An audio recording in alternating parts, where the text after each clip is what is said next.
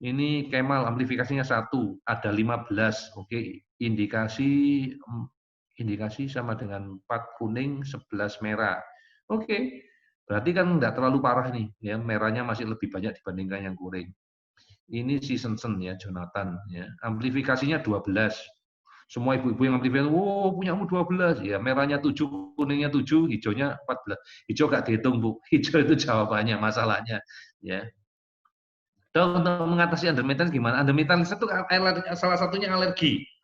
Nanti tak tunjukin caranya, jangan sekarang ya Bu Yunika ya, soalnya nggak selesai-selesai nanti ya. Ini ada di topik yang lain. Jujur kalau Ibu mau cari, itu ada di Telegram saya yang tes autis biomedis, ya, tinggal dicari di situ dengan kata undermetilasi, ya. Takutnya nggak keburu Bu, karena bahas ini jujur lama. Kan kita udah pernah ya bahas yang kayak gini waktu presentasi di Bengkulu kan, lama ya. Oke. Misal Makassar amplifikasi 5, kuning 5, merah 7. Oke, ya masih oke, enggak ada masalah. Yang lainnya enggak ada. Ilyas amplifikasi 3. Ya, cuma amplifikasi 3 doang, enggak apa-apa lah ya. Jadi intisarinya enggak usah heboh. Ini cuma di suplementasi aja udah oke kok ya. Jadi ini kita baca lagi ya. Kira-kira kalau enggak diterapi, enggak diapa-apain jadi apa ya. Yang penting itu yang ini loh, yang kata-kata panik. Nah, jadi saya paling suka tuh ngumpulin kata-kata panik sama kata-kata schizofren. Saya paling seneng. Loh, berarti anak saya bisa schizofren? Enggak lah. Siapa bilang schizofren? Enggak lah.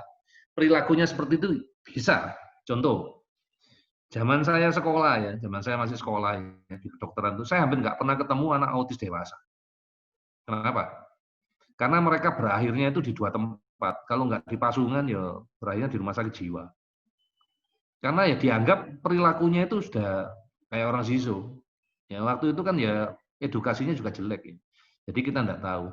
Nah, jadi jangan cemas kalau cuma ketemu kayak gini. Nanti coba lihat di Telegram saya. Kalau kita tadi ada ngomong salah satu pasien saya yang tingginya 190 ya, yang sudah dewasa gitu ya, ada berapa, yang perilakunya kayak gitu. Nah, pantas nggak kalau dikira-kira orang awam, orang di luar kita menyebut itu sizo? Ya, karena orang orang mereka nggak tahu. Dan kenapa setelah kita terapi nih, hanya kita kasih suplementasi.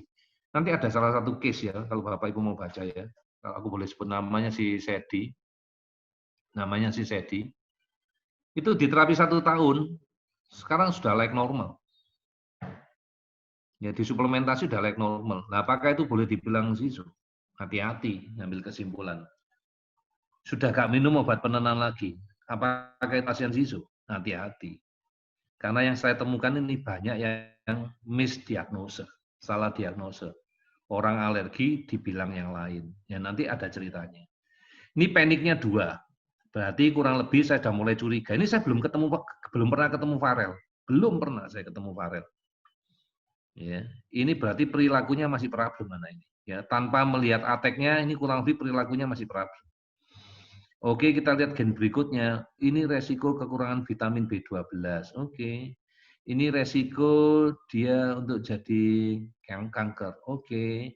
Ini resiko untuk jadi kanker. Oke. Ini resiko untuk jadi gangguan jantung. Oke. Ini resiko, mana jantung tadi? Oke, kanker jantung. Oke.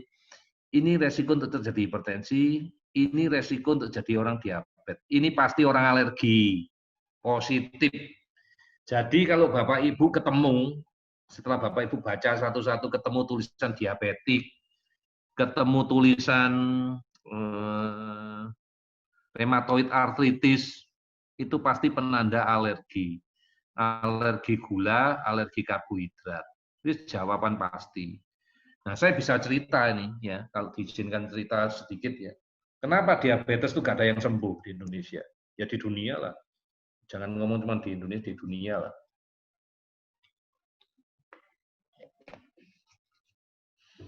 Karena mereka salah nangani. Jadi kalau menurut ilmunya saya ini ya mungkin berbeda dengan ilmunya orang lain ya. Mohon maaf, masing-masing orang kan punya cara berpikir sendiri, opini sendiri. Diabetes itu penyebabnya alergi. Alerginya nggak pernah diobati. Yang dilakukan oleh orang-orang apa? Mengontrol kadar gula darah. Pertama, suruh ngatur makan sama olahraga.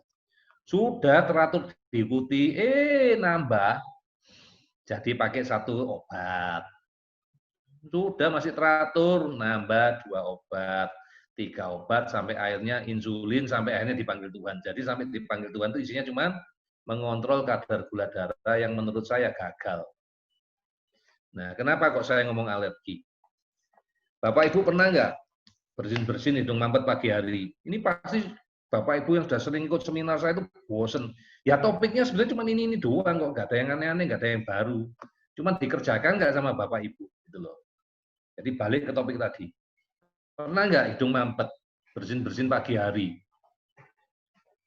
Kenapa kalau begitu matahari muncul, katakan mulai jam 6 pagi gitu, kok bersin-bersinnya hilang, hidung mampetnya sembuh sendiri? Karena tubuh kita itu sudah punya obat alergi yang paling kuat.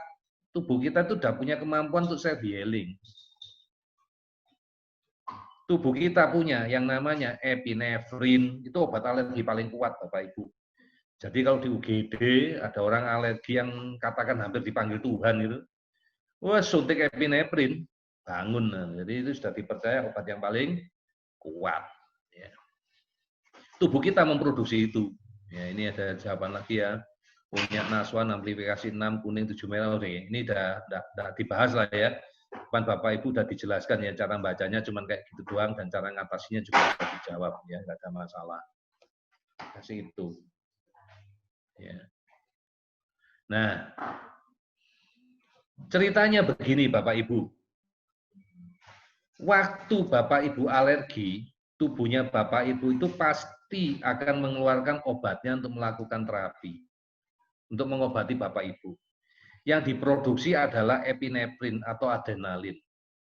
Yang memproduksi adalah kelenjar adrenal, yang tempatnya persis di atasnya ginjal atau kidney. Jadi kayak topi.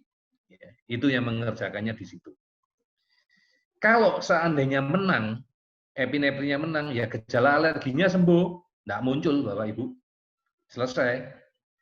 Tapi kalau seandainya kalah, tubuh ya nggak mau kalah, tubuh tetap mau sehat. Tubuh terpaksa minta bala bantuan hormon yang lain. Hormon apa yang dipanggil? Hormon apa yang diminta bala bantuan?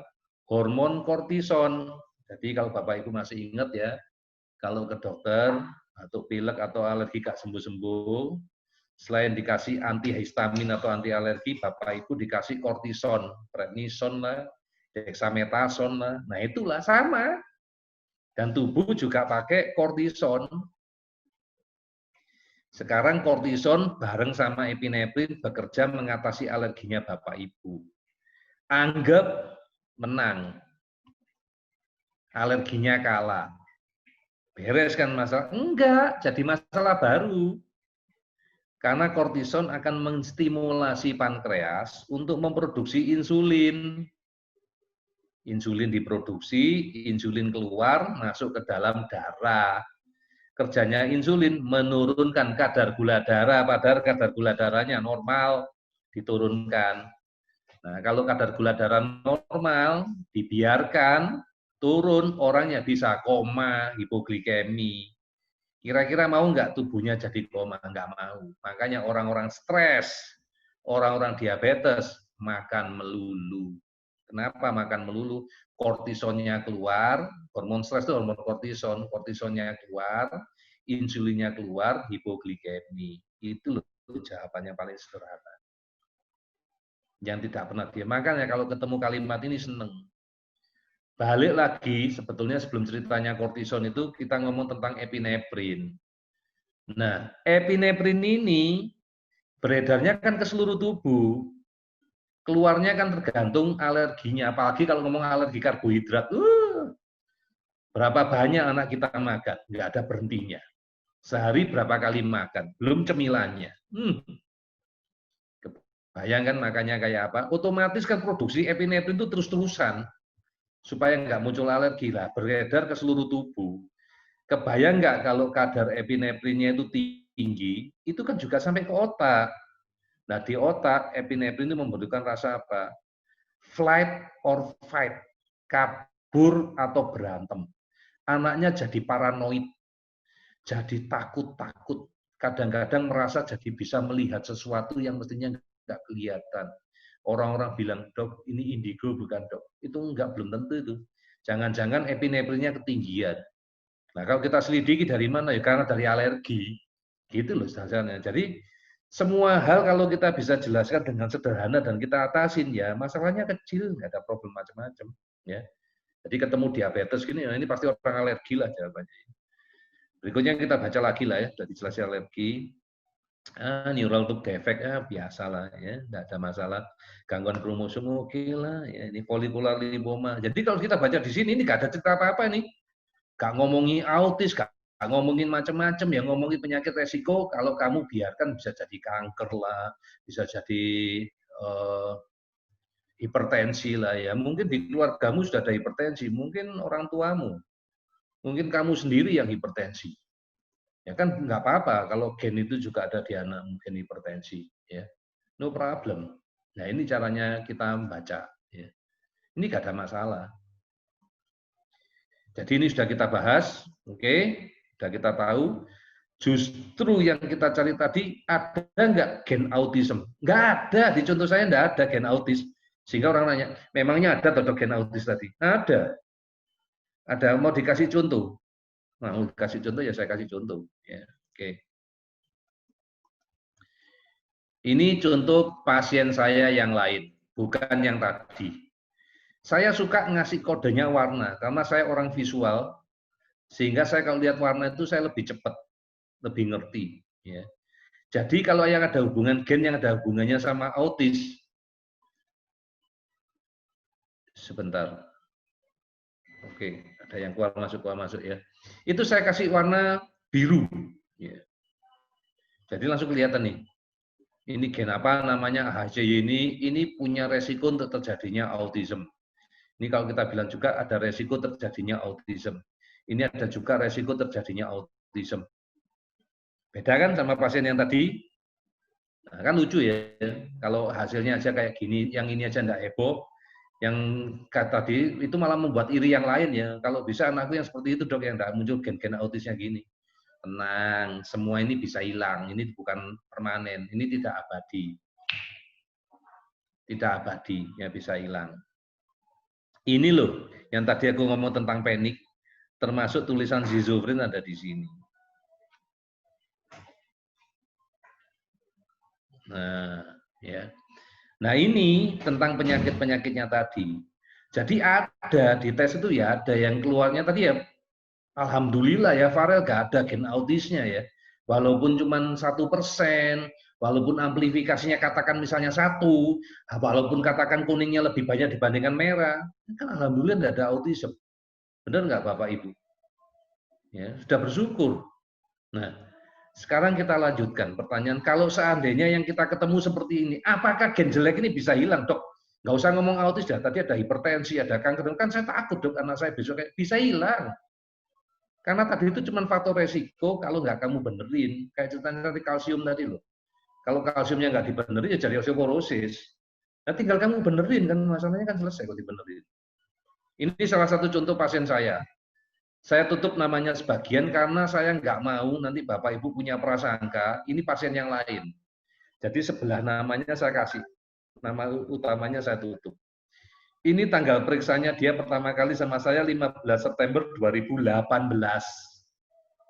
Oke, perhatikan tanggal lahirnya. Apakah nanti saya ganti atau tidak? Ya. Selalu saya ngomong ke Bapak Ibu, semua saya kasih tanda, saya kasih warna. Untuk penyakit saya kasih warna merah, Alzheimer, cancer. Untuk autism saya kasih warna biru. Untuk undermetilasi saya kasih warna hijau. Dia tidak ada pada tahun 2018. Kemudian anak ini melakukan terapi BICOM, terapi suplementasi. Ini hasilnya saat kita periksa ulang tahun 2019. Anak yang sama. Birunya sudah tidak ada, Bapak Ibu. Gen autisnya yang tadi ada 2, ini Bapak Ibu, 1, 2. Sekarang sudah tidak ada.